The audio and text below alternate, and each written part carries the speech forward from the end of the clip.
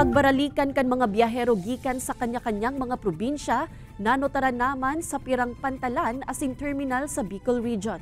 Ang detalye kaiyan aramunta sa pagtutok live ni Jessica Calinog. Jessica?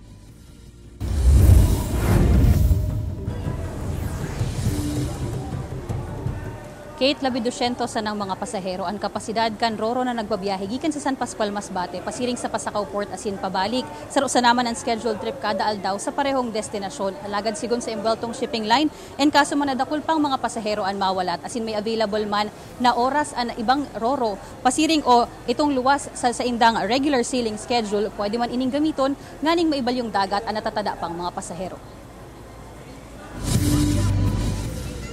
Pasado alas 8 nin aga kasubago kan mag-abot sa Pasakaw Port ang roro gikan sa San Pascual, Masbate. Sakay kainian nasa 233 na mga biyahero. Ang pamilya ni Ginalyn, day naman pigtapos ang long weekend asin nagdesisyon ng magbalik ngunyan sa Naga City. Ayaw naming maranasan yung nung papunta doon, masyadong marami nakatayo or ang iba naman ay nakaupo na lang sa sahig. Pigaabisuhan man kan Coast Guard Station Pasakaw ang mga pabaralik na pasahero na kung mapupwede, day naman paghalaton pa ang weekend antes magdesisyon na magbiyahe. Nganing maibitaran man na maeksperiensyahan ang suruksukan asin anin kumbenyente nindang pagbiyahe. Medyo mahaba-haba na po yung time ng bakasyon hanggang 5, balikan 6 pa eh. Kaya may posibilidad po na maka-adjust. Sa Daet, Camarines Norte, dagos-dagos naman ang pagbiyahe kan mga bus pasiring Metro Manila kung sa hasta Nobyembre 5, fully booked na ang mga reservation.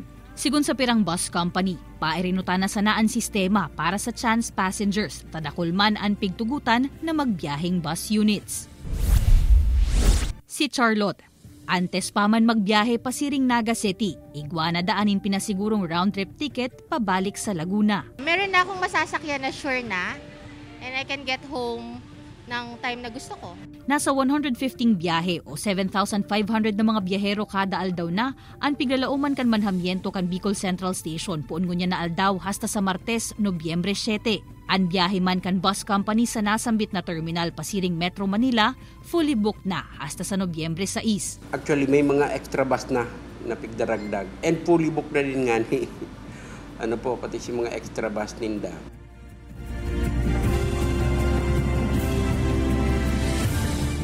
Sa sitwasyon ngunyan digdikit sa Bicol Central Station, maririsa nagaro-ordinaryong aldaw sana kan pagbiyahe ang volume kan mga pasahero. Alagad at siya nabanggi piglalauman na mapuon naman ang build-up kan mga mabiyaheng Manila. Puon ngunyan na aldaw hasta sa aldaw nin Domingo, ang pigaantisiparang pagruso kan mga biyaherong bound to Manila sa mga terminal asin Pantalan digdi sa bilog na Bicol Region. Time to say goodbye na nga ni Dakit sa halawig na bakasyon at sa Lunes, balik normal na liwat ang klase sa mga eskwelahan asin trabaho sa mga opisina. Kate? Jos Mabalos, Jessica.